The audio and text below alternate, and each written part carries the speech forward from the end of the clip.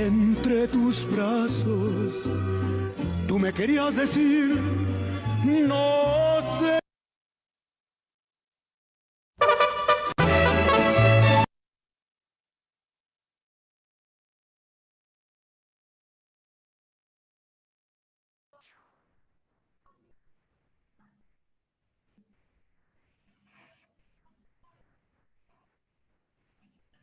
Muy buenas tardes a todos. Bienvenidos a esta octava sesión de Concreto en Latinoamérica. Mi nombre es Arturo Gaitán y les doy la más cordial bienvenida. Les agradezco mucho la atención de acompañarnos y de poder asistir y atender a esta octava sesión que organizan todos los capítulos del American Concrete Institute de Latinoamérica. El día de hoy tenemos una sesión titulada Corrosión del concreto, que está a cargo del capítulo ACI de Ecuador. De antemano les agradecemos a todos los integrantes y a los directivos del ACI Ecuador por sumarse a este esfuerzo y a colaborar de manera tan importante en este esfuerzo. Antes de presentar a nuestro conferencista del día de hoy, les quiero dar nada más unos avisos muy generales, recordando solamente que todas sus preguntas, por favor, las escriban en la sección de preguntas y respuestas o Q&A que tienen abajo de su pantalla de Zoom. Q&A. Ahí nos pueden escribir todas las preguntas y pongan también, por favor, el país de donde le escriben. También les recuerdo que durante la sesión les vamos a estar poniendo nuestra página de Facebook y nuestro canal de YouTube para que puedan accesar a los enlaces de registro de las siguientes sesiones o que puedan revisar las sesiones anteriores que también están disponibles ahí. También al final les vamos a colocar la liga de enlace para contestar la encuesta de satisfacción y que será contada para poder pasar asistencia. Y bueno, sin mayor preámbulo, me voy a permitir presentar al ingeniero Guillermo Loaiza con el tema corrosión del concreto. El ingeniero Guillermo Loaiza Cordobés es expresidente del capítulo ACI Ecuador. También es gerente técnico de Admix Ecuador, gerente técnico de Tecnocreto. Es ingeniero civil por la Universidad Central del Ecuador. Es miembro del Cement and Concrete Association del Reino Unido. Es especialista en tecnología avanzada del concreto. Expresidente del capítulo Ecuador del American Concrete Institute. Es miembro honorario del Instituto Ecuatoriano del Cemento y del Concreto. Ha sido también profesor de tecnología del concreto en los cursos de posgrado en la Universidad Central de Quito. Es exgerente técnico de Hormigonera Quito y ha sido director de SICA en Ecuador durante 12 años. Asimismo, es creador de Setmix, productos químicos para la construcción. Ha sido conferencista en seminarios SSPC, una asociación de materiales para protección de elementos en Estados Unidos y Panamá. Y también ha sido conferencista en cursos, seminarios en distintas universidades del Ecuador.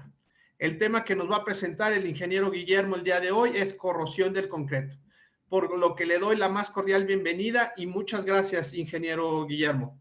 Lo dejo con la exposición. Si quiere, abrimos micrófono y podemos compartir su presentación.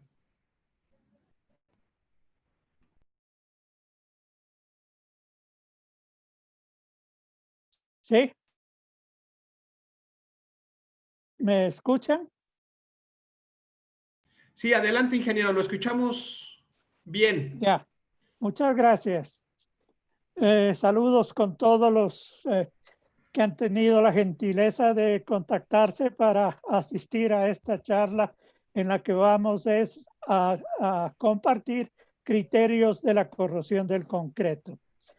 Debemos comenzar indicando que la corrosión se define como el deterioro, descascaramiento, destrucción de un material, especialmente metal, por una causa de acción química.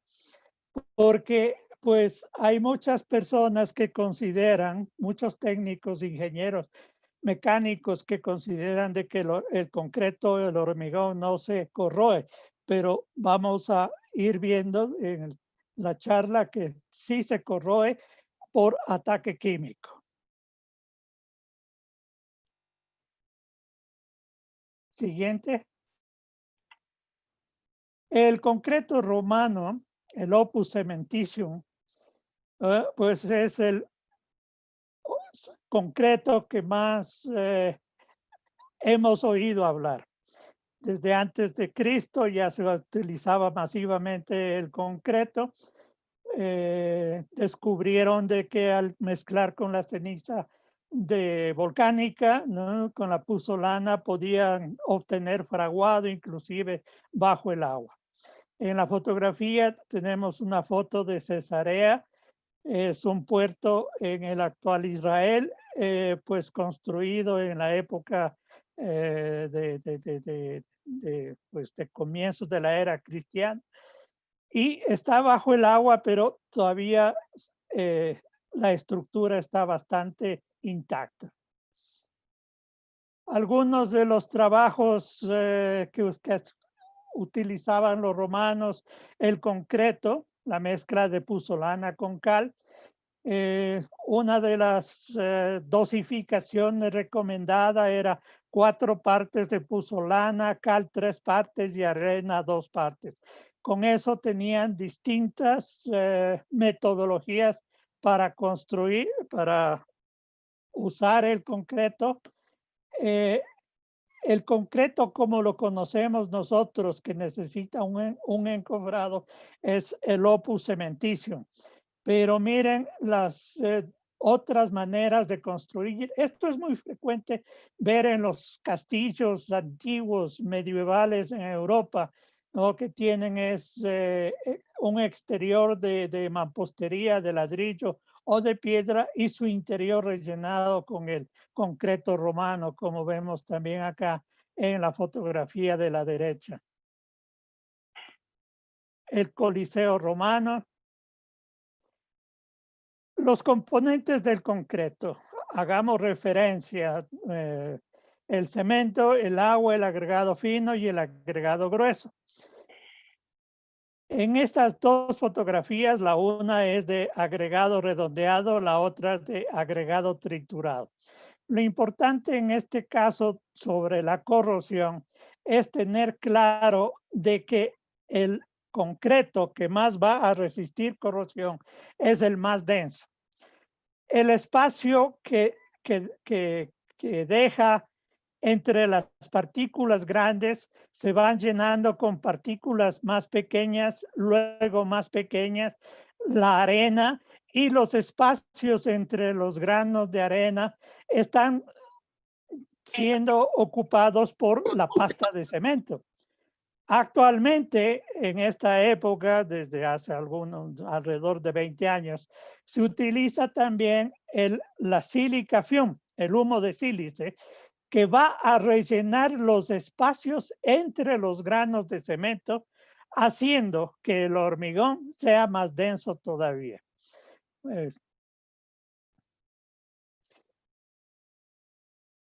La fórmula que escoge uno para diseñar el hormigón, pues hay distintos métodos y cada técnico escoge el que prefiere. Aquí comparemos, son dos concretos, un concreto, una mezcla regular, y uno que va a ser es un concreto de alto desempeño. Un concreto de alto desempeño es el concreto que va a estar diseñado para cumplir alguna función específica en la que debe desempeñarse mejor que el concreto normal. Entonces, el concreto de alto desempeño tiene normalmente menos agregado grueso y más agregado ultra fino. Estos finos son finos que pasan el tamiz 200 y son también las partes de cemento cementantes, como la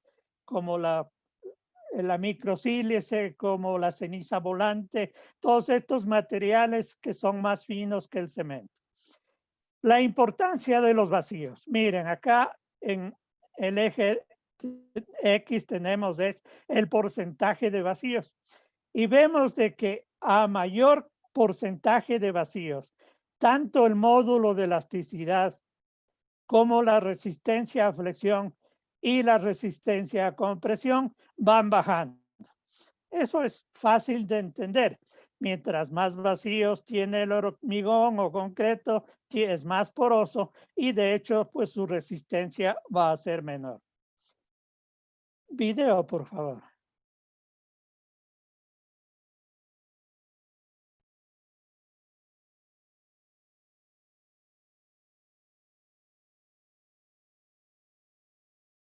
¿Me escuchas? Sí. No nos va a dar el video. Yeah. Ahí está corriendo. Bien. En la parte superior tenemos es agregado de caliza, polvo volcánico y arena de cuarzo. El ácido clorhídrico que le estamos echando no le hace nada. El ácido le ataca. Aquí tenemos es un hormigón que en la parte central no está protegido. En la parte más brillante está protegido con epóxico y vemos de que el epóxico le protege al hormigón del ataque.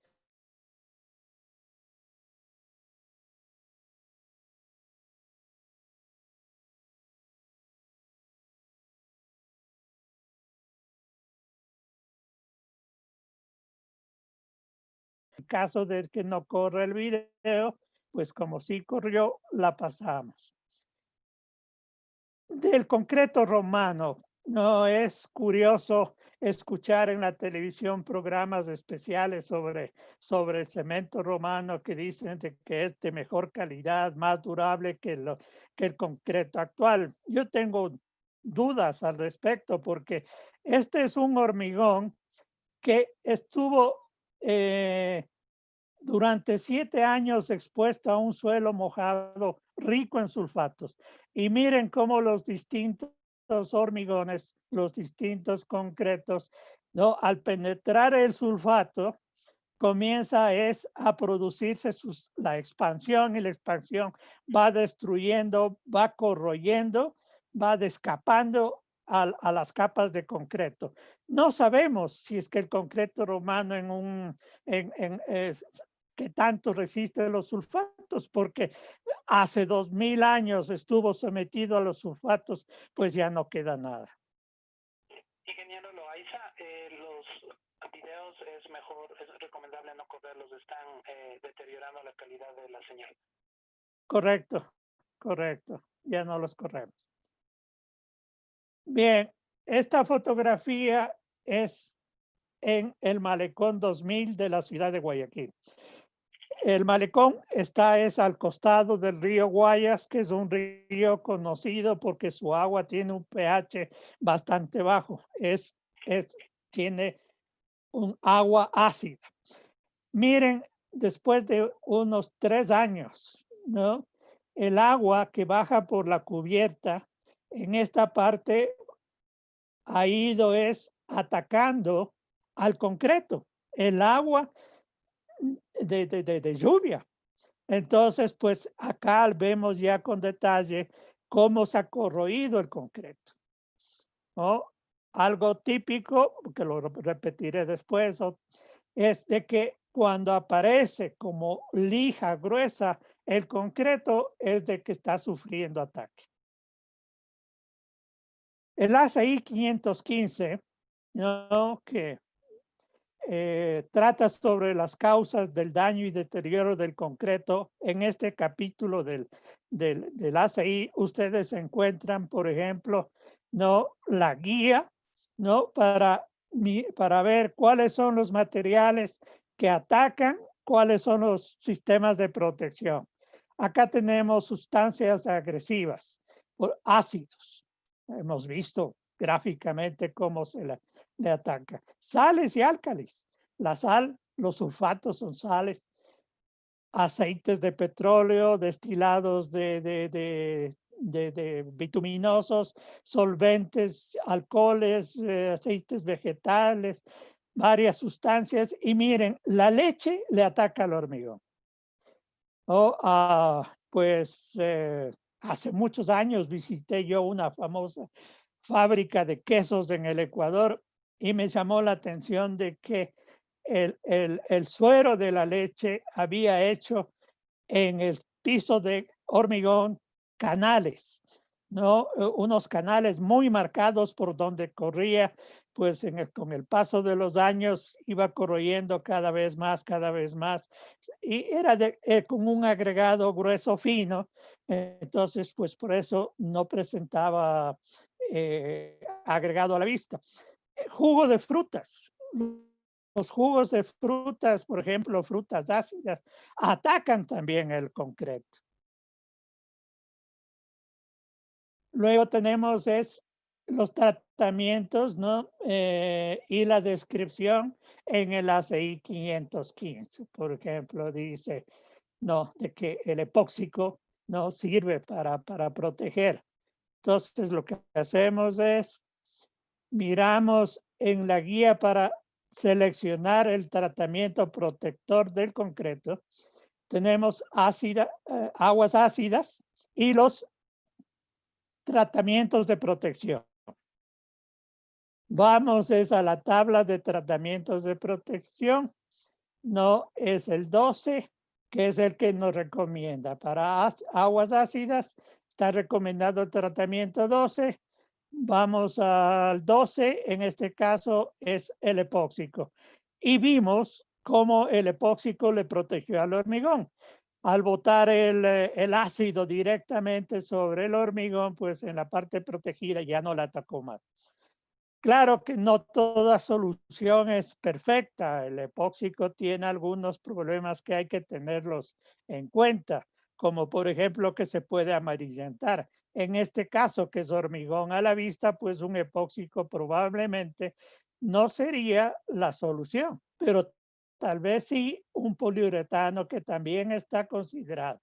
Los revestimientos de poliuretano no se amarillentan, entonces pues tienen menos resistencia química que el epóxico, pero para este caso, la tabla nos da varias alternativas y escogemos la que más nos convenga. Las reacciones químicas que sufre el hormigón: el ataque ácido, ataque de aguas agresivas, ¿no? Sufre carbonatación, la reacción álcali-carbonato con el agregado, la reacción álcali-sílice, el ataque químico diverso y el ataque de los sulfatos. Estas son las reacciones químicas más frecuentes que sufre el hormigón. Cuando estuvo una delegación del ACI en la que estaba el doctor Malotra, me preguntó si es que tenemos problemas con la reacción álcali-sílice, porque él decía, si están en una zona volcánica donde pues hay mucho material, ¿no?, de expulsión de los volcanes, y se utiliza ese material para hacer hormigón o concreto, pues podría la posibilidad de que haya una reacción química es alta. Felizmente en el Ecuador no sucede.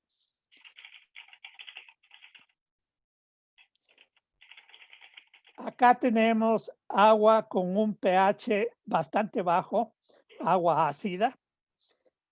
Esta agua ha ido desgastando el hormigón poco a poco.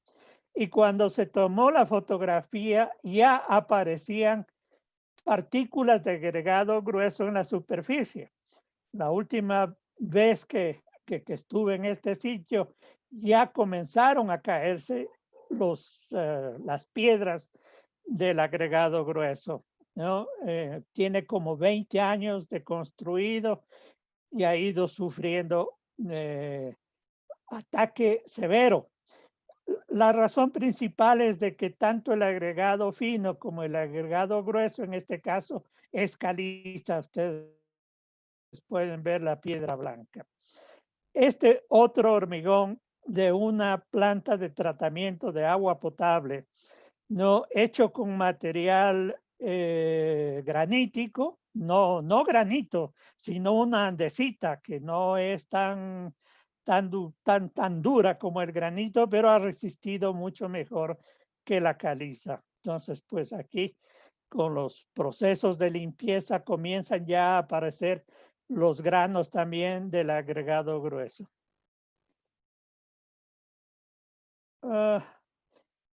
Bien, este video es muy cortito. Hemos echado ácido sobre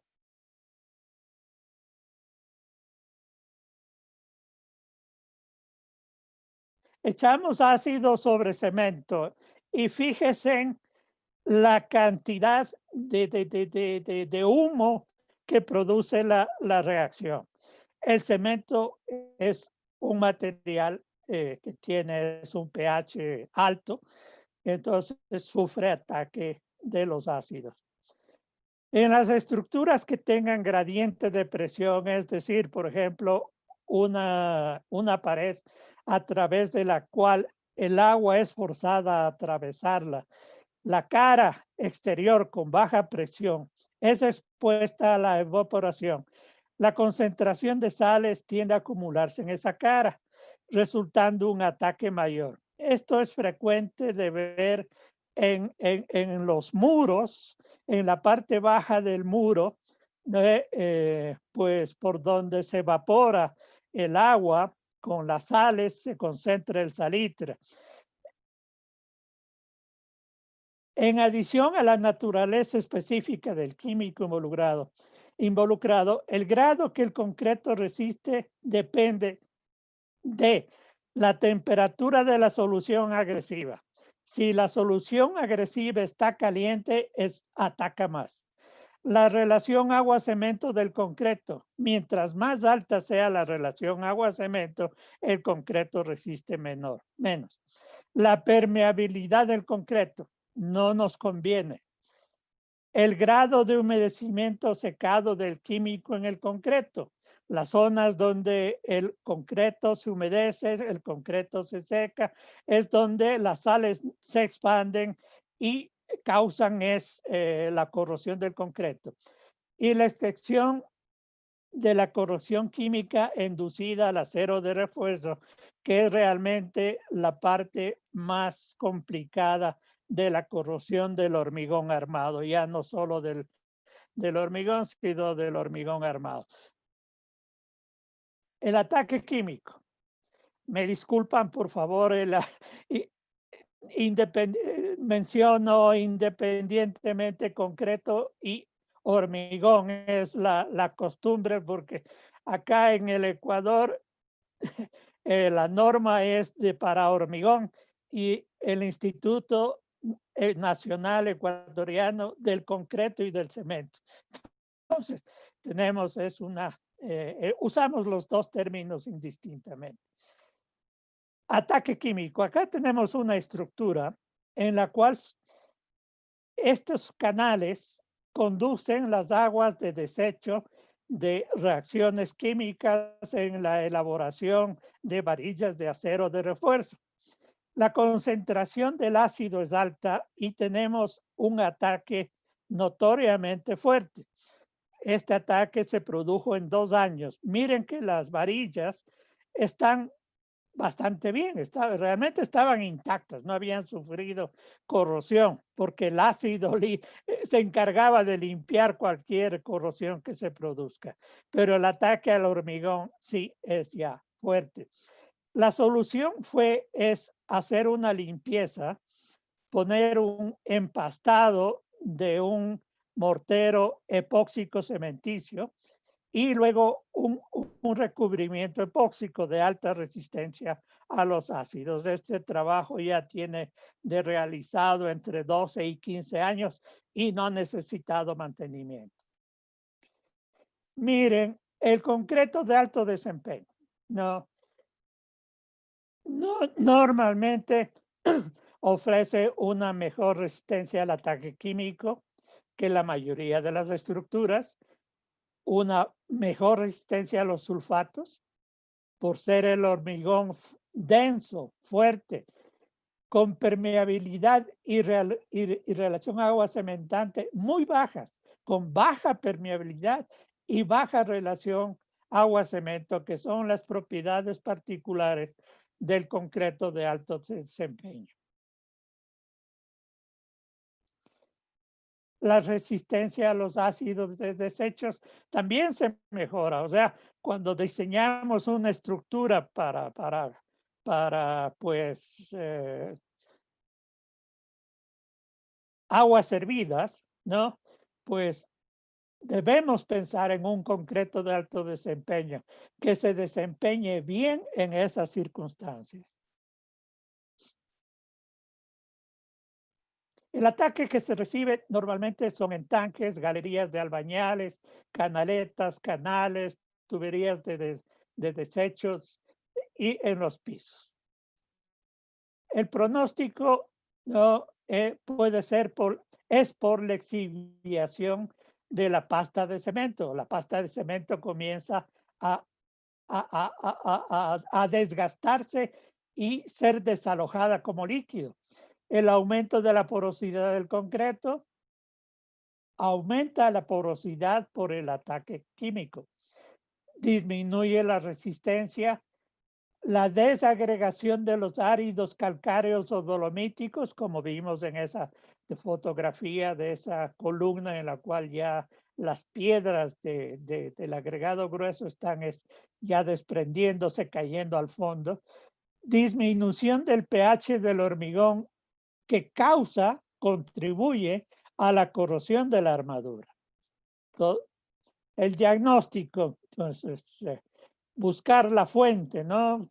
¿Qué está produciendo los ácidos orgánicos e inorgánicos? ¿No? Disolución de la camada superficial carbonatada. La parte exterior del hormigón ya se ha carbonatado, es decir, que ha cambiado su pH. Formación de sales, que son desalojadas también por el agua. Formación de sales de calcio solubles en el agua. Remoción de la pasta y exposición de los áridos. Ataque a los áridos calcáreos y dolomíticos, que son también calcáreos, calizas, ¿no? Las acciones correctivas normalmente son escarificar, raspar, picar, limpiar la superficie y remover el concreto desagregado, ya el concreto suelto, el concreto separado. Reparación superficial y localizada o superficial generalizada. Entonces uno hace la inspección de la estructura. Probablemente hay que hacer una reparación superficial total o solamente en ciertos sitios. Y en ocasiones hay que hacer una reparación profunda, que también puede ser local o generalizada. Y finalmente, una protección superficial del concreto, porque el concreto va a seguir sufriendo ataque. Los síntomas, no, la superficie del concreto aparece rugosa, no, ya la pasta ha sido disuelta. Los granos de arena pueden estar presentes en la superficie como lija. Si el agregado es susceptible de disolverse, pues ya desaparece, quedan los huecos y es necesario no sacar muestras del agua de estructuras donde sospecha de agua agresiva, ¿no? Que eso fallaron en las instalaciones de esta planta de agua potable, en la que usaron agregado de caliza.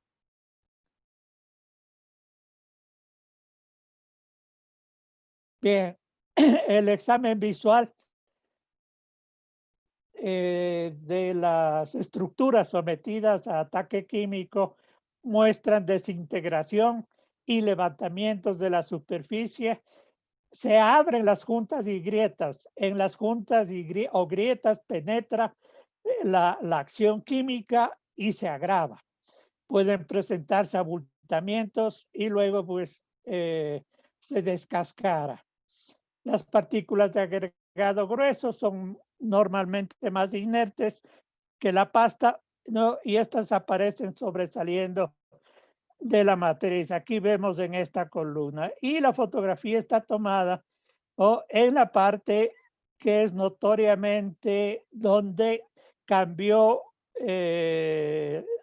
la primera fundición está abajo y la siguiente fundición. Al continuar el hormigonado, ¿no? En la unión de los dos hormigones no fue bien realizada. O sea, obviamente no fue hecha enseguida mientras el hormigón estaba fresco y se podía coser la junta, sino que se debe haber fundido ya al día siguiente o después de algún tiempo, ¿no? Y miren, acá quedó el hormigón más poroso y en esta zona observamos, por ser el hormigón más poroso, observamos mayor ataque. Requisitos de condiciones de acuerdo a las condiciones de exposición. ¿No? Tenemos la condición de la exposición, la relación agua-cemento máxima de la masa de hormigón y la resistencia mínima. Entonces, si el concreto está protegido de la exposición, congelamiento de hielo, descongelantes y sustancias agresivas, la relación agua-cemento se elige basándose en la resistencia, la trabajabilidad y el requisito del acabado. O sea, un hormigón normal. Y la resistencia se elige basándose en los requisitos estructurales. Pero si el concreto es de baja permeabilidad y va a estar expuesto al agua, como un reservorio de agua, por ejemplo, ¿no? ¿Sí? Entonces, la relación agua-cemento máxima no debe ser mayor a 0,5.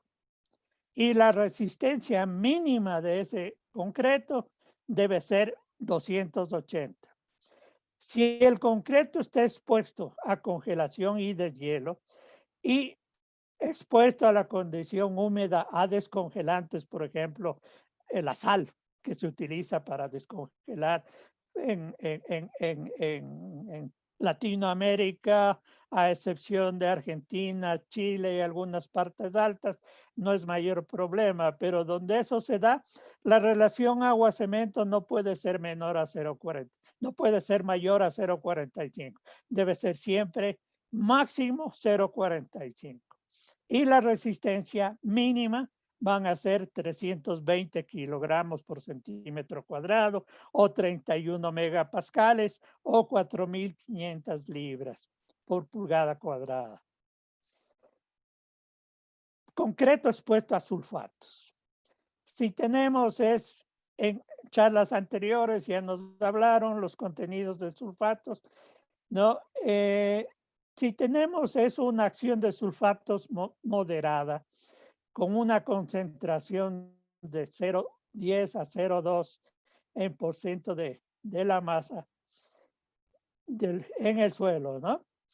Entonces, tenemos que usar una relación agua-cemento máxima de 0,5. O sea, si se sospecha que hay sulfatos, hay que usar máximo una relación agua-cemento 0,5, que equivalen a 280 kilogramos por centímetro cuadrado. Si hay condición severa, la relación agua-cemento 0,45, la resistencia mínima 320. Y si la acción va a ser muy severa, la relación agua-cemento debe ser de máximo 0,4 y la resistencia de 360.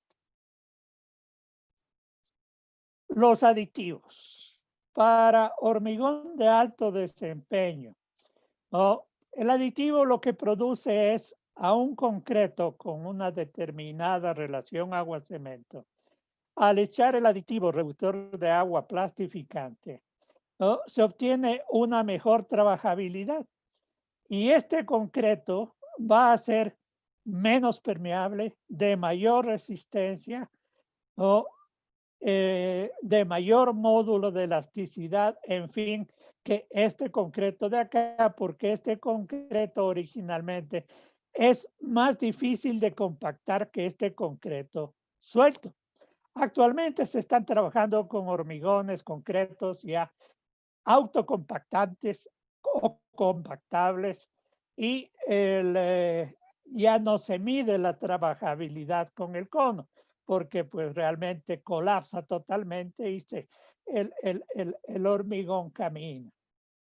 Bien,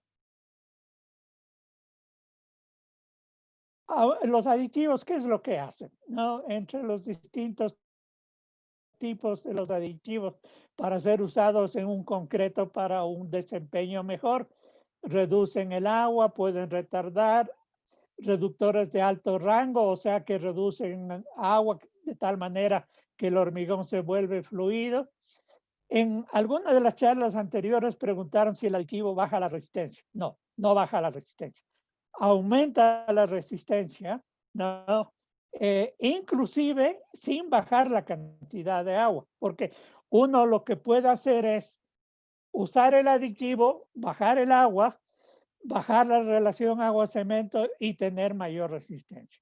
La otra manera de usarlo es poner el aditivo y tener mayor trabajabilidad. Aún sin reducir el agua de esta mezcla, va a tener mayor resistencia que este de acá por su mayor densidad. Igual concepto con este hormigón, que va a ser muy fácil de compactar. Claro que hay que estudiar el aditivo, porque, por ejemplo, este hormigón va a ejercer presión sobre el encofrado. Y al ejercer presión sobre el encofrado, hay el problema de la probabilidad de que el hormigón empuje el encofrado, se desbarate el encofrado y el hormigón se riegue, falla el encofrado. Hay que tener en cuenta la presión hidráulica de este material, que ya es un líquido, ya no es un hormigón como este, que ejerce mínima presión sobre el encofrado. Debe investigarse también que sean compatibles entre el cemento y material cementante suplementario. Los concretos de alto desempeño normalmente llevan eso, o ceniza volante, o llevan también microsílice, ¿no? Hay que ver si son compatibles. Ver si es compatible con otros aditivos. No siempre se puede usar dos aditivos indistintamente.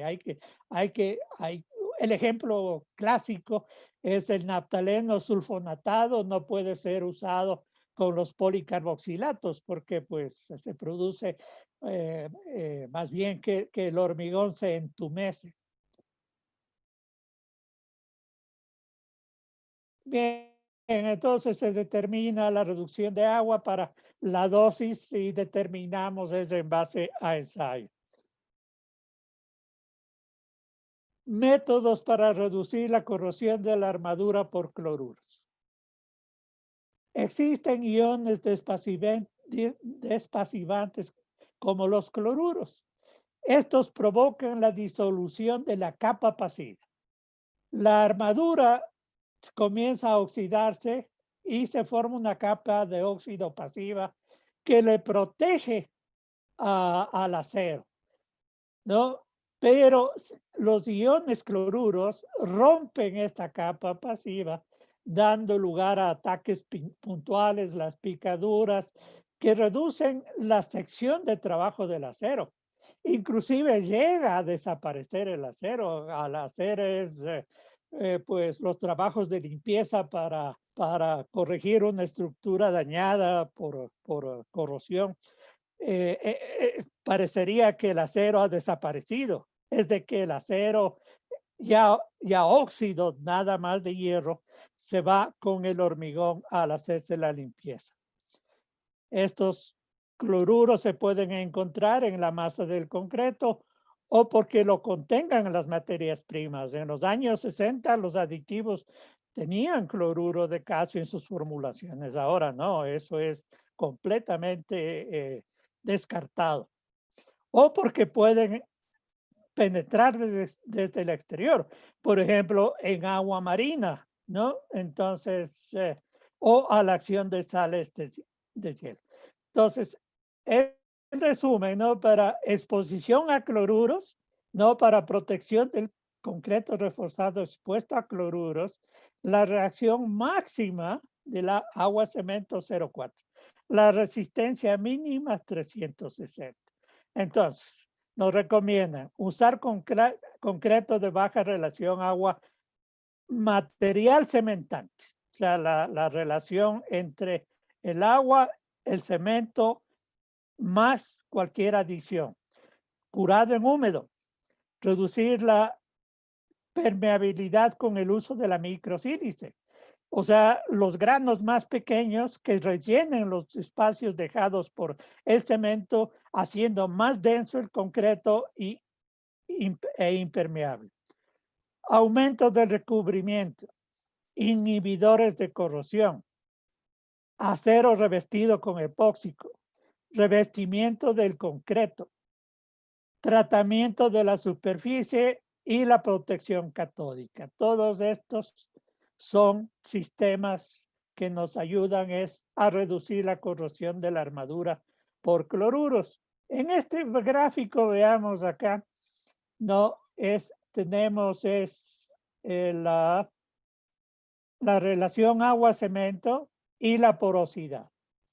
Entonces, mientras más agua tenga el concreto, más poroso es ese concreto, ¿no? Entonces, también para recordar en estas tablas, ¿no? Una relación agua-cemento de 0,42. Esta es una tabla con el cemento ecuatoriano. Es un cemento que tiene adición. Con 0,42 se obtienen concretos de 40 MPa, concretos de 400 kilogramos por centímetro cuadrado.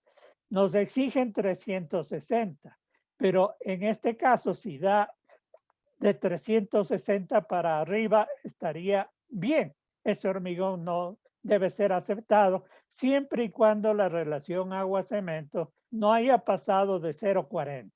Aquí, como tenemos con 0,42 para dar resultados redondeados acá de la resistencia, ¿no?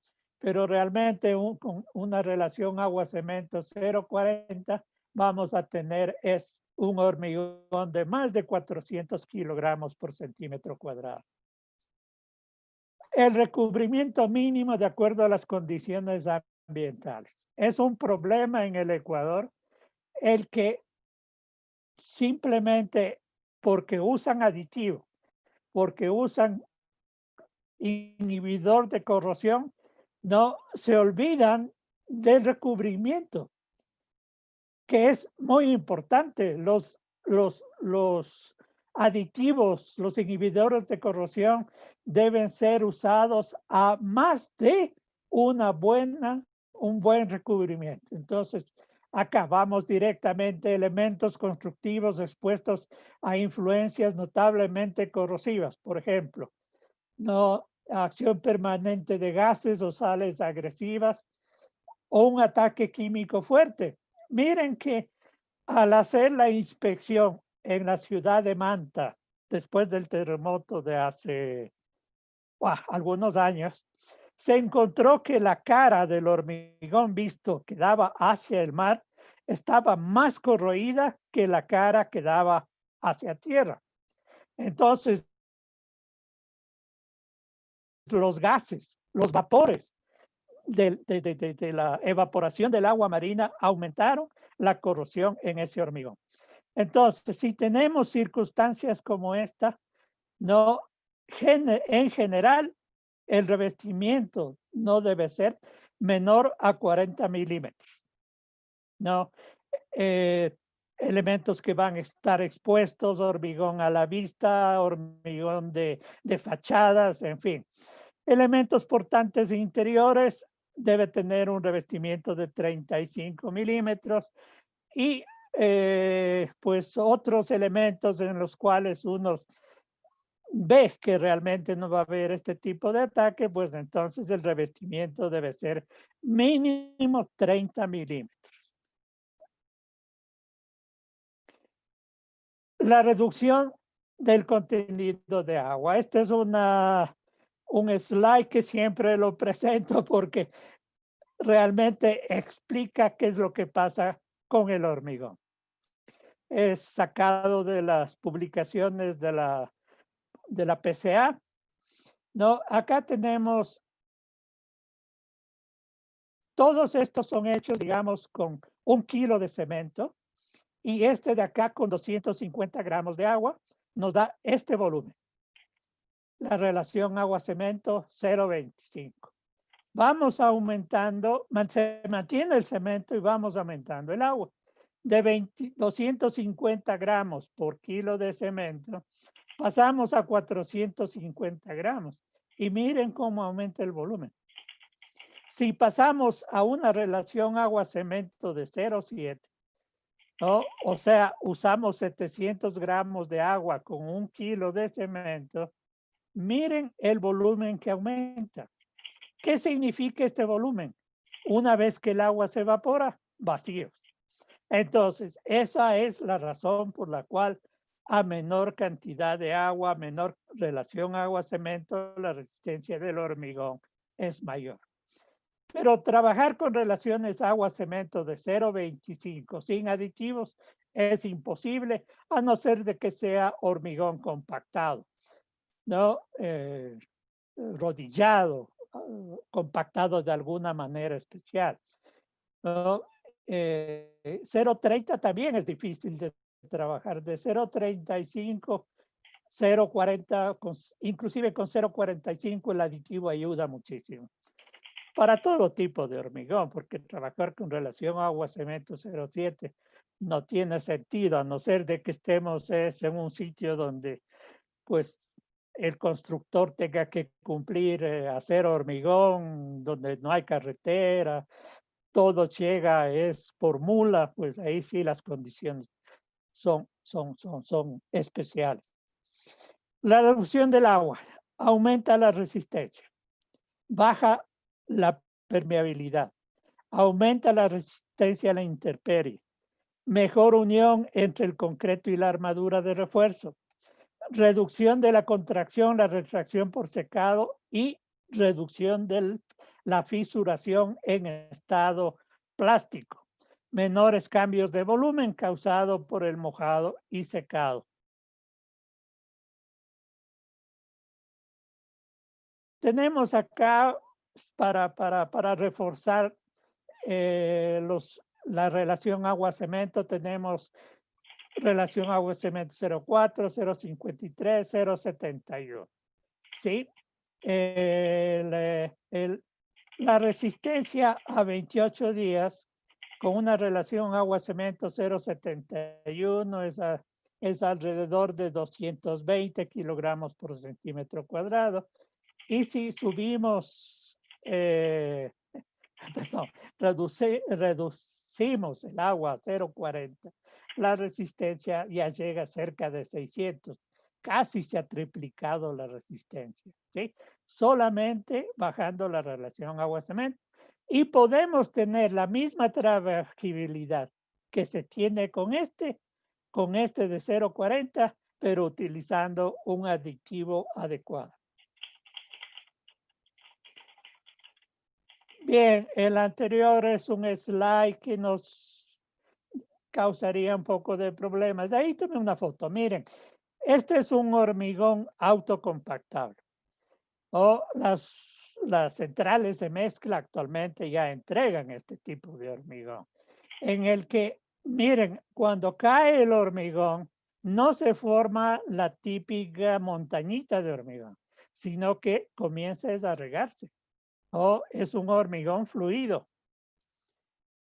Este hormigón no es solamente cuestión de ponerle al hormigón el aditivo, hay que diseñarlo. Este hormigón tiene una relación entre finos y gruesos distinta al hormigón normal.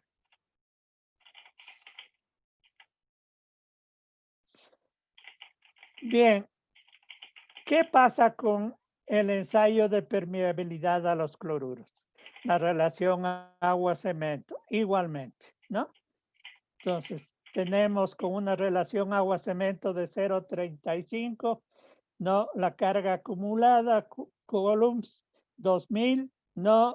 Y si bajamos el agua y la relación agua-cemento a 0,4, ¿no? Es 3000, o sea, la permeabilidad es mucho mayor cuando se tiene más agua, perdón, que no, me hizo un trabalenguas. No, entonces, si queremos una mejor resistencia a los cloruros, ¿no? O sea,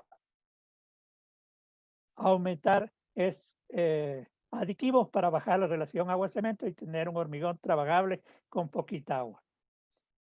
La permeabilidad hidráulica y el curado inicial. Este es un factor que ya lo mencionaron en varias de las conferencias anteriores. El curado tiene que ser realizado inmediatamente después de colocado el hormigón, ¿no? Mientras más tiempo pasa, pues entonces, mira, acá tenemos un día de curado húmedo y 90 días de curado al aire. Entonces, fíjese, ¿no? De que este hormigón con relación agua-cemento 0,4 con 0,5 ya tiene más permeabilidad, con 0,6 mayor permeabilidad, pero con 0,75 pues el agua por ahí filtra con mucha facilidad. No, estos dos hormigones son iguales, pero este se curó solo un día, este se curó 7 días y luego se dejó 90 a la intemperie. Entonces, fíjense que siempre, ¿no? Con cualquiera de las relaciones agua-cemento, ¿no? La permeabilidad del hormigón es menor cuando se cura durante 7 días. La consolidación, esto no necesita explicación, ¿no? Acá tenemos, es una fotografía de un hormigón mal consolidado, pues inclusive la mezcla se nota que faltan finos. En fin, un hormigón malo, sin consolidación. Un hormigón bien consolidado tiene este aspecto. Nosotros hemos encontrado al hacer reparaciones de estructuras, agujeros como este, ¿no? Que simplemente tenían una capita de hormigón escondiendo el problema.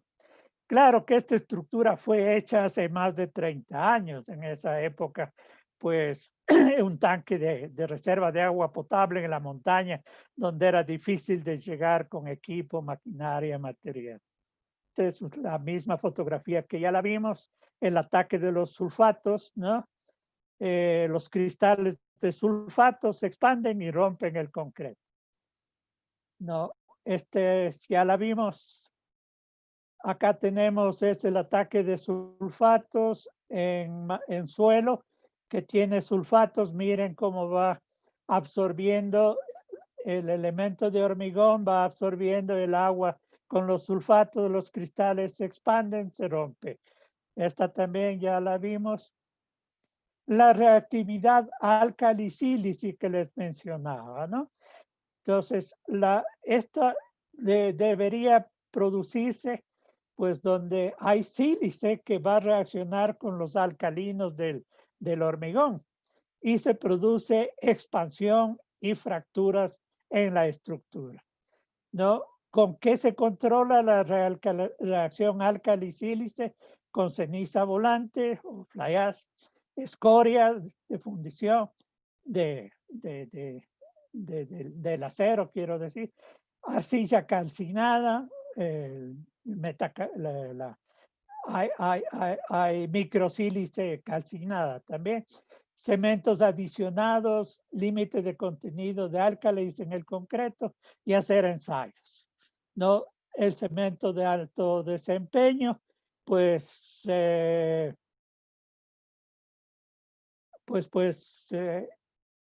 aquí este cuadro. Bueno, en definitiva,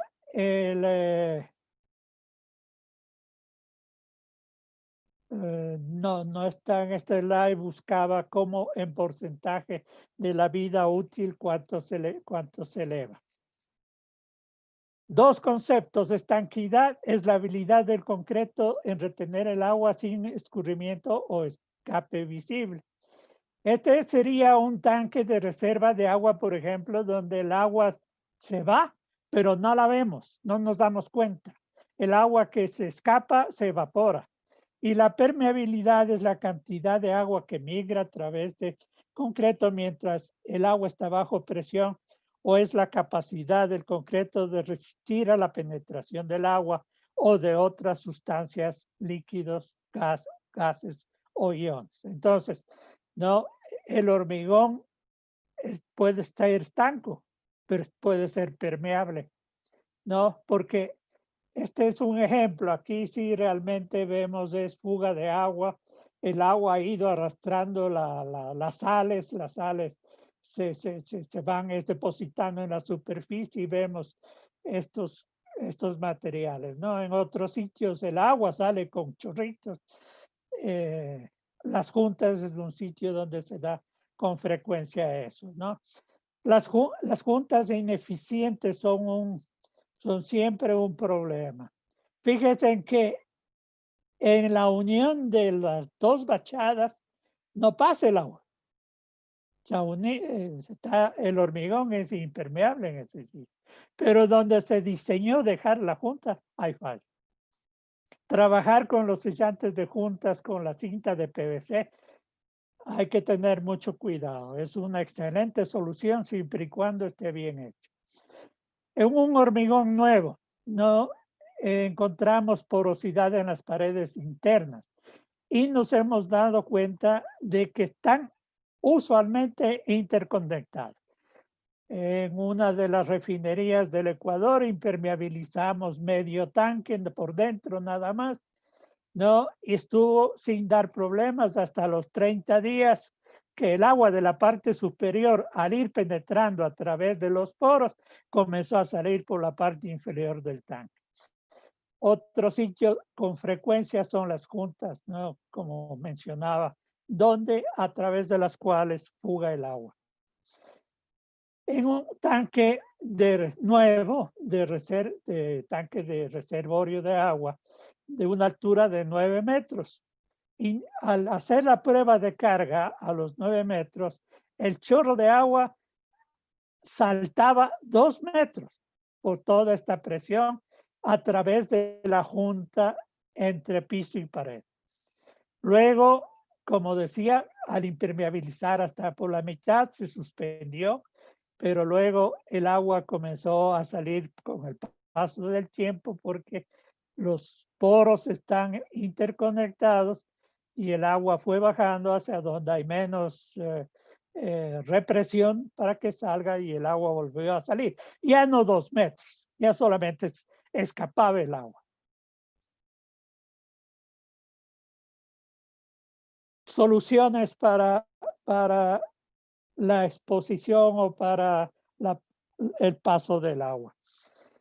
No, esta es una fotografía tomada de una publicación de la ACI de hace 20 años o más, en la cual en el vertedero de una represa se hizo un revestimiento delgado de mortero cementicio polimerizado.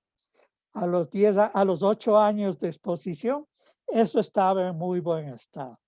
Que realmente cuando uno tiene problemas, estos morteros delgados polimerizados, que pueden ser polimerizados o con acrílico, o con poliuretano, o con epóxico, son una excelente solución.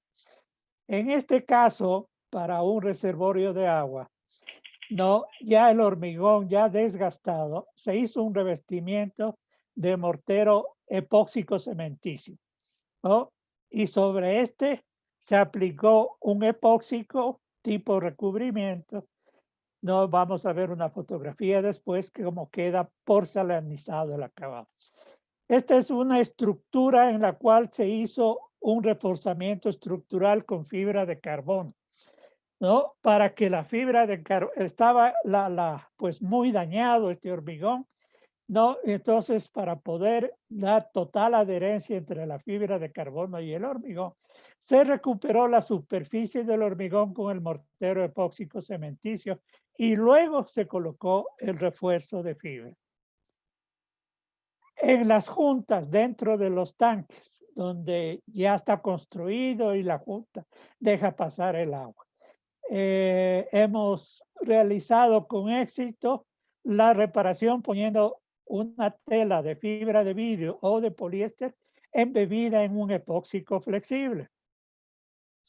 Entonces tenemos el epóxico flexible, el refuerzo aquí, y cuando esto es un ensayo en una viga, ¿no? Entonces, pues este sistema, inclusive en pisos de hormigón donde aplicamos estos sistemas, ¿no? Cuando se produce el agrietamiento del hormigón, porque la retracción del hormigón no se produce solamente los 7 primeros días, dura años y toda la vida. Entonces, pues esa grieta está absorbida, ¿no? Y no pasa a través del revestimiento. Con ese criterio pusimos un pedazo de tela de refuerzo de poliéster con el epóxico flexible y eso ha sellado la junta porque los movimientos de ahí son ya mínimos, ¿no? Miren, tanques, reservorios de agua, fíjense en cómo estos son los filtros, la acumulación de los distintos materiales, sulfatos, acá en el fondo alcanzamos a ver, no toda esta suciedad ataca al hormigón con el paso de los años, el hormigón se vuelve poroso, áspero, es difícil de limpiar y mantener. Pues entonces aquí un revestimiento, ¿no? Miren, antes y después, ¿no? El ACI 515 dice el mejor método conocido para proporcionar resistencia a largo plazo es proveer un revestimiento adecuado. Entonces, ¿qué logramos aquí? No, primero, suspender el ataque químico y en segundo lugar, facilitar la limpieza, mejorar la calidad del agua. Este es el tanque que vimos, el tanque nuevo, donde pues en la base filtraba con 2 metros, salpicaba el agua. 2 años después, miren la cantidad de sedimento que se depositó. Se limpió la superficie con ácido y abrasivos y la superficie aparece intacta. Los revestimientos epóxicos sí son solución para el problema. Veamos ahora la carbonatación. Híjole, me he pasado ya 8 minutos. Arturo, no hay problema. No, ingeniero, adelante, adelante. Gracias. La carbonatación, miren, la carbonatación es la reacción, ¿no? del óxido de carbono, ¿no? Que reacciona con, bueno, con el oxígeno y se va volviendo carbonato de calcio. El carbonato de calcio es neutro, ¿no? En cambio, el hormigón cuando está de poca edad es un hormigón alcalino. Entonces, el oxígeno va penetrando, va carbonatando la superficie, o sea, se va produciendo el carbonato de calcio, se va produciendo la carbonatación, ¿no? Entonces, pues, cuando el revestimiento no es lo suficientemente grueso, pues llega la carbonatación hasta el acero, se rompe la pasivación, ¿no? de la capita de óxido del hierro y comienza la oxidación del hierro. Aquí vemos, ¿no? En este sitio, en un parqueadero, donde la carbonatación ya está produciendo la expansión del hierro y reventando el hormigón. Cuando se trabajaba mucho con cal, yo llegué a trabajar con cal hace pues ya tantos años, como 50 años, ¿no? Todavía se compraba cal para las obras. Entonces yo no entendía cuál era la reacción de la cal, por qué la cal se volvía un material cementante por la carbonatación. La cal, el carbonato en el horno, se evapora el agua, queda la cal viva, apagábamos la cal con agua, con una producción alta de calor, con esa cal mezclábamos con la arena y con esa mortero pegábamos los ladrillos. Pues bien, al cabo de los años, ese mortero de cal se iba endureciendo. ¿Por qué? Porque se iba carbonatando. La cal, el óxido de calcio, ¿no? Al ir con la, a ver, el dióxido de carbono, ¿no? Se va reaccionando con el dióxido el dióxido de carbono. En definitiva, perdón, ya me hice un lío aquí en la confusión. Vamos ahí, tranquilo. El asunto es de que la cal va absorbiendo carbono de la atmósfera. Al absorber carbono de la atmósfera, el óxido de calcio se va haciendo carbonato de calcio. Entonces se hace la piedra, se vuelve una piedra de carbonato de calcio, y entonces por eso es de que los morteros de cal de hace miles de años se han ido endureciendo. Entonces, ese es el proceso de la carbonatación, que cuando se utiliza mortero de cal es positivo, pero en el hormigón no, porque despasiviza al óxido de la armadura. Ya me preocupé por el tiempo, ya me desconcentré. Bien, la carbonatación destruye la habilidad del concreto de proteger al acero embebido contra la corrosión. Todo concreto carbonata hasta una pequeña profundidad, pero la armadura debe tener un recubrimiento adecuado para evitar la carbonatación.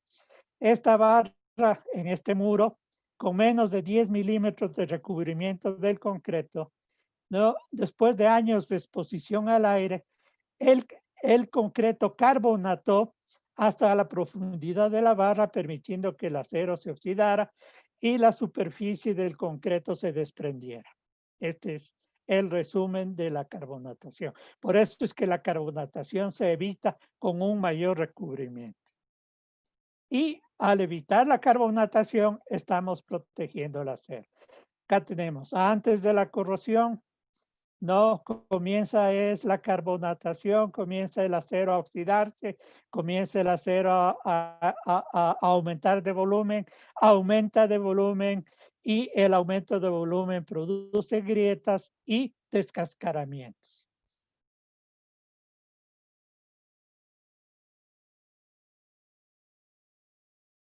Bien, acá tenemos una columna, ¿no? Donde vemos que por efecto de la carbonatación el acero porque no está en contacto con agua, no está en contacto con nada que le ataque, ¿no?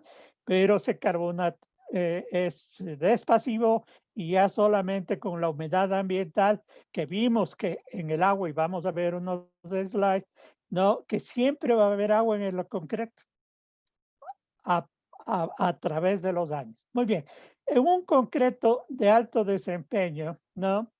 La mezcla de concreto de una torre ¿no? Con una relación agua-cemento de 0,42 y un recubrimiento del refuerzo de 35 milímetros, ¿no? Este concreto proporcionaría una protección por 500 años.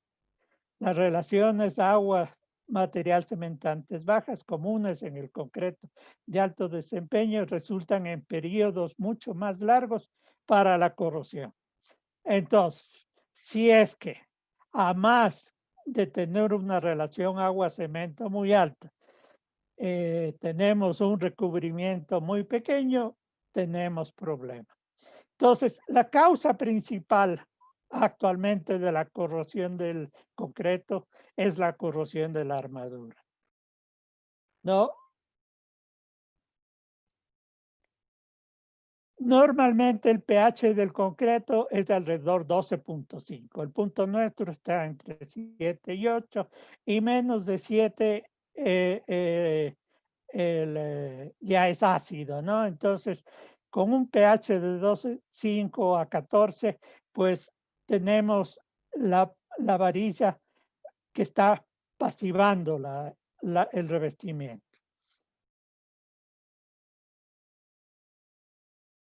Entonces, disminuye el paso de los cloruros, ¿no?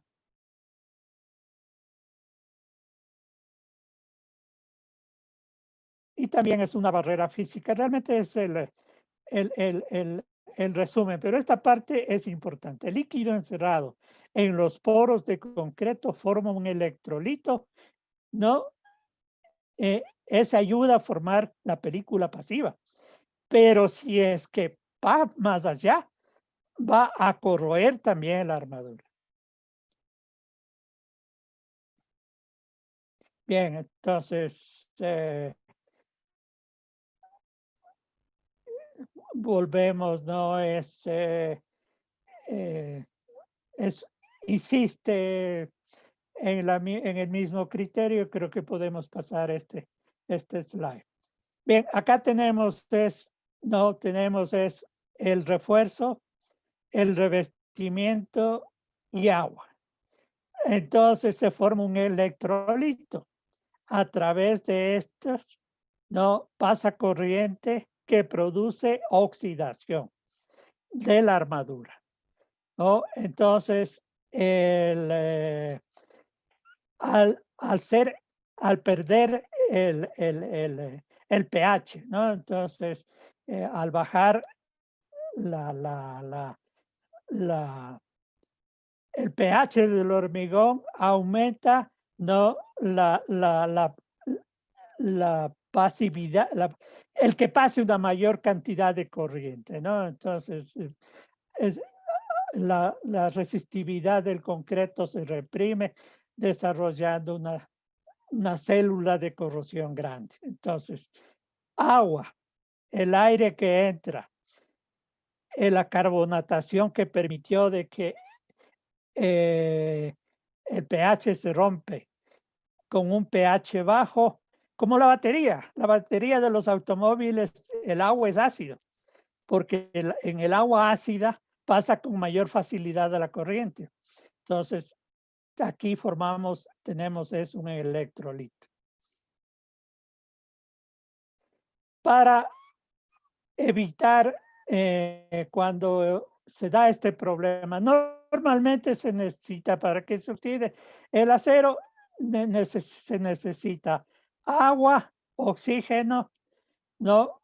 Caso contrario, pues sin oxígeno, la oxidación es muy baja, pero puede darse la oxidación por el electrolisis. Entonces, para evitar eso, no hay que estudiar el caso, no se da en todas las estructuras, no hay que hacer ensayos para ver si es que se va a corroer ese hierro, porque electroquímicamente no necesita protección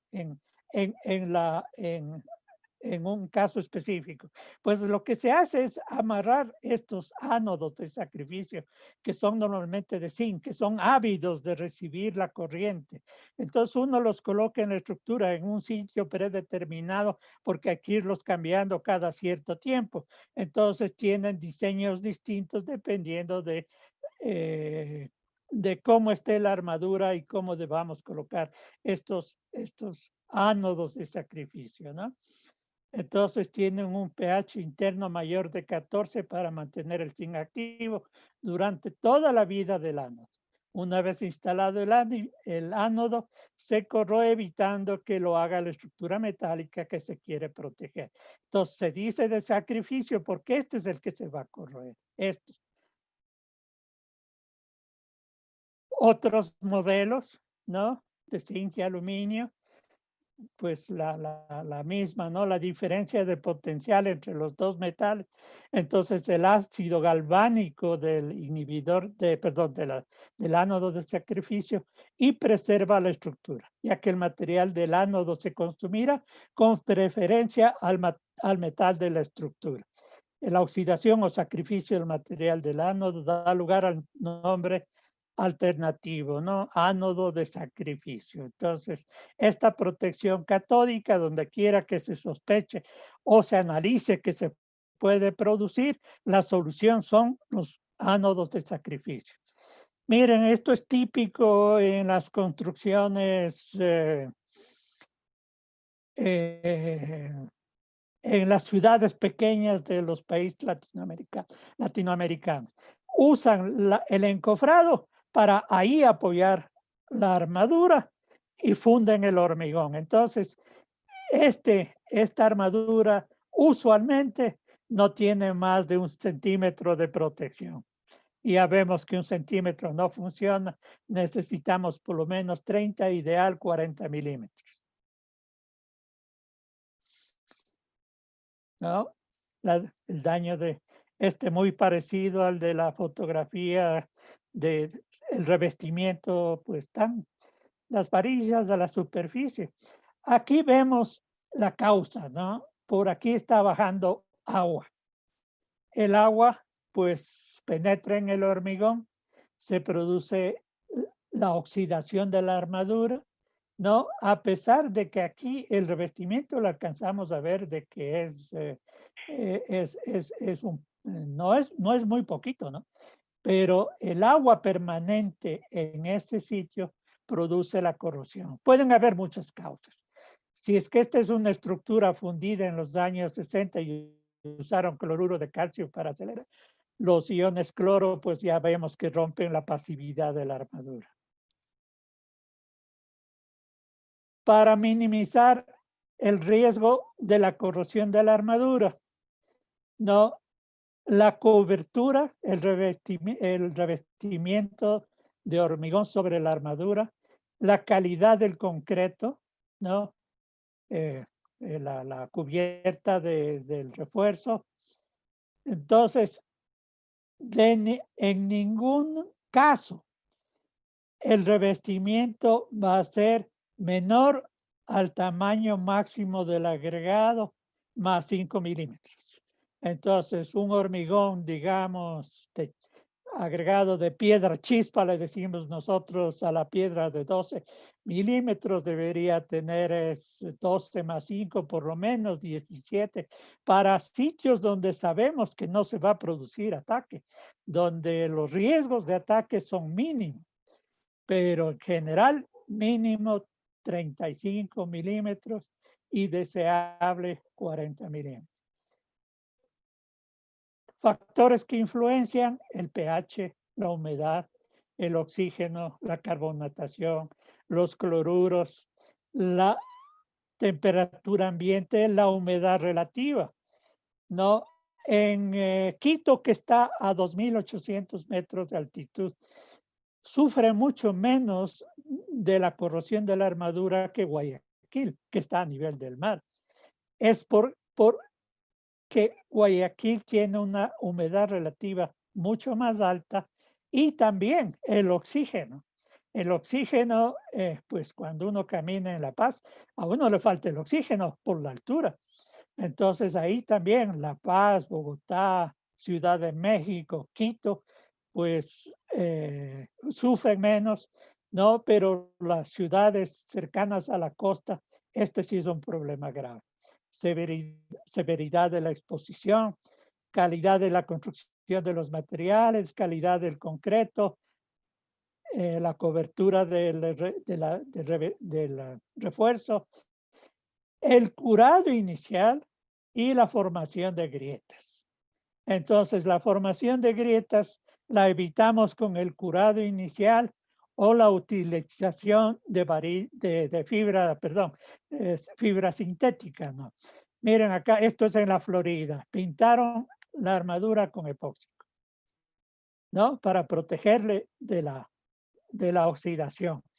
Deben haber hecho algún tratamiento adicional o sobre la marcha de pintar la armadura deben haber fundido, porque el epóxico, dependiendo de la formulación, a más de proteger a la armadura, pues lo que hace es pegar más, ¿no? Si se deja como una laca, va a haber pérdida de adherencia, entonces deben haber hecho algún tratamiento especial. Solamente en la publicación solamente mencionaba el revestimiento. Los inhibidores de corrosión, no. Los inhibidores de corrosión, dice, detienen químicamente la reacción de la corrosión. Normalmente son sales de nitrato o algo parecido. Entonces, aumentan el pH, le dan mayor alcalinidad al hormigón. El hormigón permanece alcalino durante más tiempo, ¿no? Pero el tiempo de su uso no es lo suficientemente largo para saber con certeza de que se detiene, que 5, 6, 10 años sí funcionan sin problema.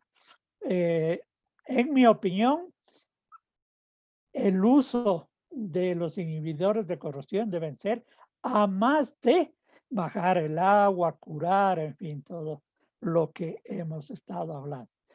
No, se aplica también, el anterior hablaba de aplicar como aditivo, se aplica como un revestimiento que teóricamente va caminando hasta llegar a la armadura, protege la armadura, pero pues a mí se me hace difícil como un revestimiento de no más de 2 milímetros puede penetrar tanto, ¿no? Sí. Pero ayuda, definitivamente ayuda, porque recupera el pH en la superficie. Entonces, si se pone un inhibidor de corrosión de esta manera, ¿no? Y a continuación hacemos un revestimiento, nos va a funcionar muy bien, ¿no? Aquí rápidamente ver, ¿no?, que cuando hay problemas aparecen las oxidaciones, es necesario desprender todo el hormigón hasta tener la varilla a la vista. Ahí sí, hacer la reposición con un mortero de polímero, ¿no? En este caso, aquí está puesto la pega de hormigón sobre la armadura. Esto protege y ayuda a pegar más. El mortero de reparación tiene esta consistencia, es decir, que cuando es tiene un nombre específico, es la pasta seca, ¿no? Que al momento de exprimirla no sale agua. Entonces aquí estamos trabajando con un mortero sin retracción o retracción ligera, y con eso reparamos la estructura. Esto es en Santa Cruz, en Bolivia. Son tubos de hormigón centrifugado. Sí, entonces, sí, centrifugado, fuga del centro, ¿no? Estos hormigones son de muy alta resistencia, son también bastante impermeables, pero a más de eso se recubrió con epóxico, ¿no? Una capa primaria de epóxico de alta adherencia y alta penetración, y una capa de acabado de un epóxico compatible con bituminoso, ¿no? Entonces, este epóxico bituminoso tiene una muy alta resistencia a la acción química de la canalización. Miren, esta es una estructura en un puente, muy cerca de un pueblo que se llama Salinas. Se llama Salinas porque por ahí hay minas de sal, ¿no? Entonces, pues cuando llueve el agua salobre baja lamiendo, baja recubriendo las columnas y entonces pues vemos que el hormigón en sí es poroso. Luego pues penetró, se produjo corrosión de la armadura, en algunos sitios desaparecieron los estribos, ¿no? Miren aquí, por ejemplo, el estribo roto. ¿Qué es lo que se hizo ahí? Se desprendió toda la parte más dañada, se pusieron puntos de inyección, se inyectó resina epóxica para recuperar la parte central de la columna, se fundió hormigón epóxico cementicio, ¿no? Y se repuso, ¿no? Con fibra de carbono, ¿no?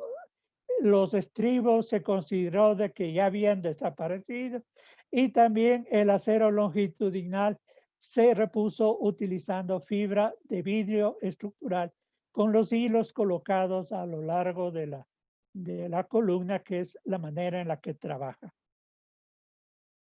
Bien, el mantenimiento correctivo, ¿no? Cuando se diseña y se hace la protección desde el inicio, miren, en una planta de agua potable hace 20 años, el revestimiento de protección costaba $1 millón aproximadamente. Hace 8 años, ¿no? Se hizo una inspección y es cuando se tomó esta foto. El reponer, el volver a empastar este hormigón y protegerlo, ¿no? Y reponer acero en algunos sitios, costaba $10 millones. Entonces, no, siempre si se diseña para que resista, va a ser mucho menos costoso que reparar y proteger después.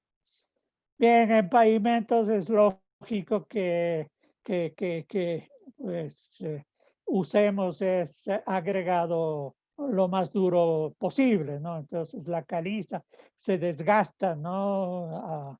A cualquier resistencia a la compresión, digamos aquí 500, sufre este desgaste en porcentaje comparado con el basalto. El basalto se desgasta mucho menos, o sea, está por demás mencionarlo, pero es necesario. Este es el mortero epóxico cementicio, ¿no? Este no necesita imprimación, simplemente se prepara el mortero que tiene un aditivo epóxico que le da la adherencia, ¿no? Se recupera la superficie en un hormigón nuevo, en este caso, el que vimos hablaba del tanque anterior, se hizo lo que hacen los pintores normalmente, ¿no? Con una espátula fueron tapando los huecos más grandes, luego se selló toda la superficie con un sistema epóxico denso, ¿no? Y este es el tanque que al cabo de 2 años, pues no pasaba el agua. Los ensayos de adherencia del mortero epóxico usualmente se rompe el hormigón. Fíjense, al hacer el ensayo, este es en un sitio donde se comprobó, se aplicó el empaste, se arrancó y salió con hormigón, con una resistencia de 40 kilogramos por centímetro cuadrado al arranque. O sea, este hormigón no tenía menos de 400 kilogramos por centímetro cuadrado.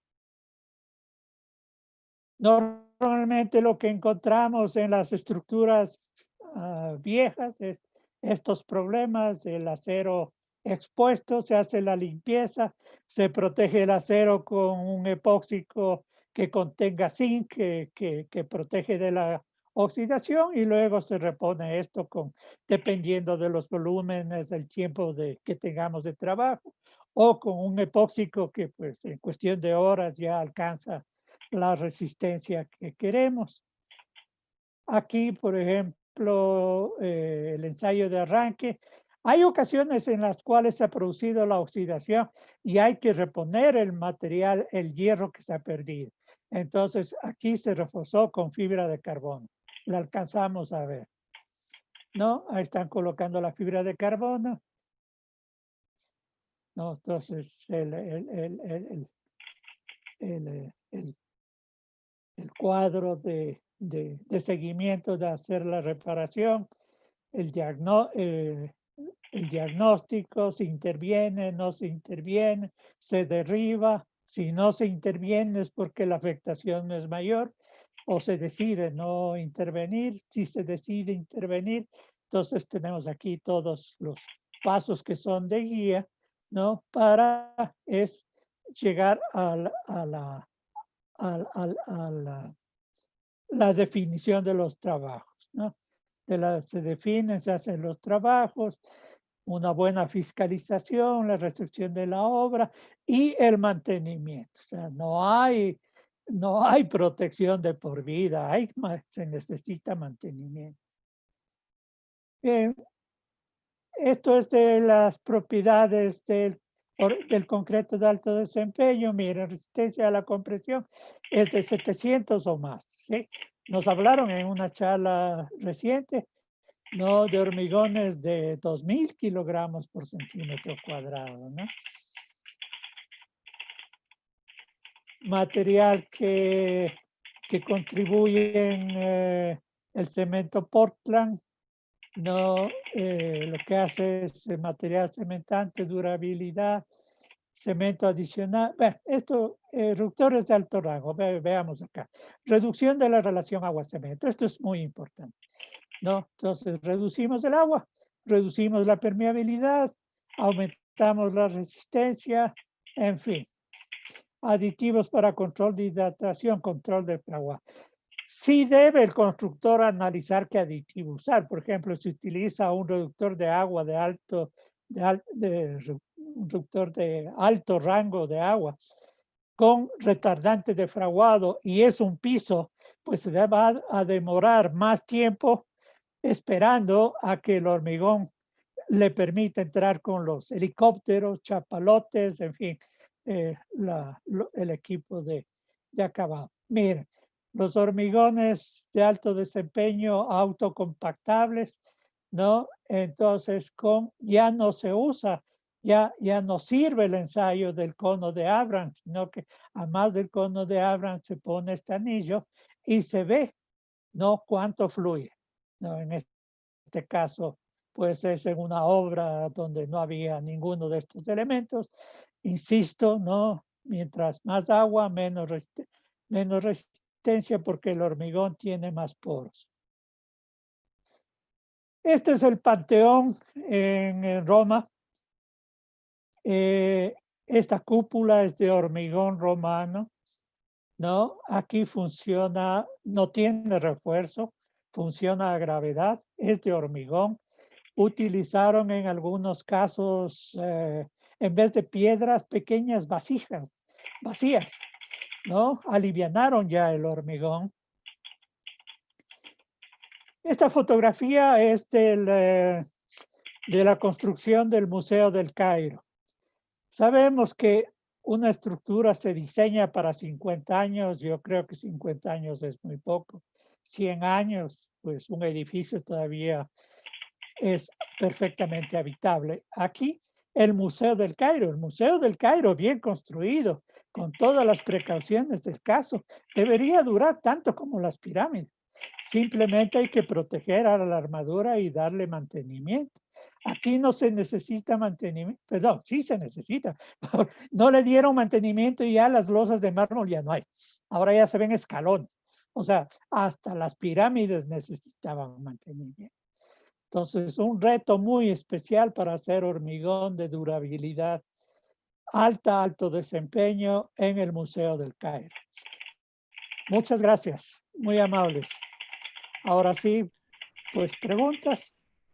Muchísimas gracias, ingeniero Guillermo. Le agradecemos y le felicitamos de sobremanera su exposición. La realidad es que ha sido bastante interesante y muy enriquecedor. Por el Gracias, tiempo, muy amable. ingeniero, me parecería que le vamos a hacer llegar las preguntas por correo electrónico para que usted cheque qué es lo que nos han preguntado. Y bueno, ofrecer una disculpa a todos los asistentes si es que no nos da oportunidad de responder todas. La realidad es que están llegando muchas preguntas. Hay más de 100. Va a ser muy complicado responderlas en un periodo de tiempo corto, ¿no? Entonces yo aquí les pediría a todos un poquito de paciencia y comprensión también en el tema de por qué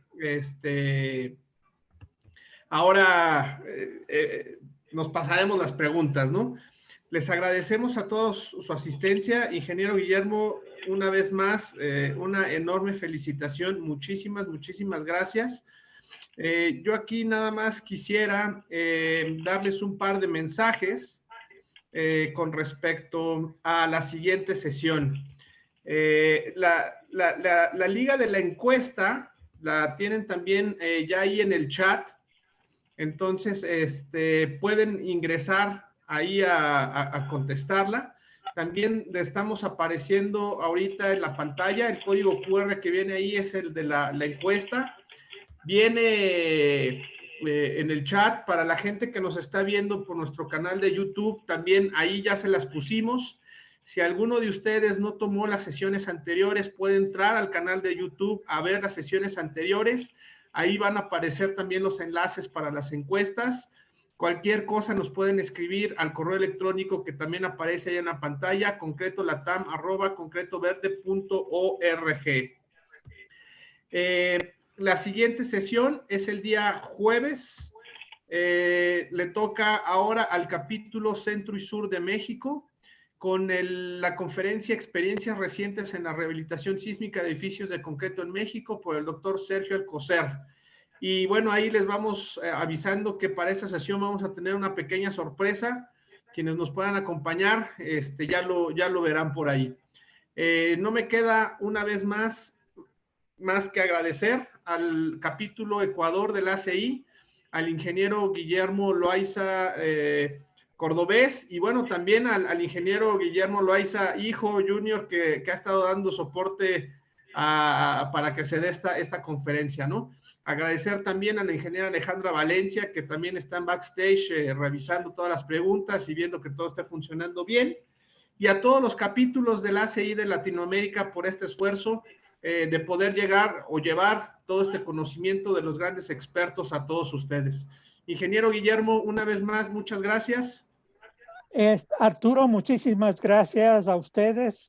Muchas gracias pues, a esta unión latinoamericana que nos ha dado la oportunidad de participar. Muchas gracias desde el Ecuador. Nosotros somos los agradecidos y contentos de que pues se refuercen los conocimientos para hacer cada día las cosas mejor. Nuevamente, muchas gracias.